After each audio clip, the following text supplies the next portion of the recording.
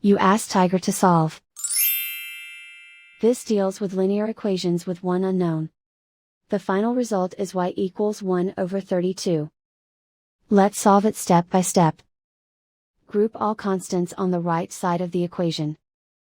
Add 1 over 4 to both sides. Combine the fractions. Combine the numerators. Reduce the zero numerator. Simplify the arithmetic.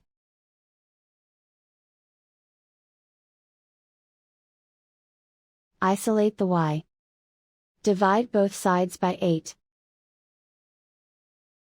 Simplify the fraction. Simplify the arithmetic.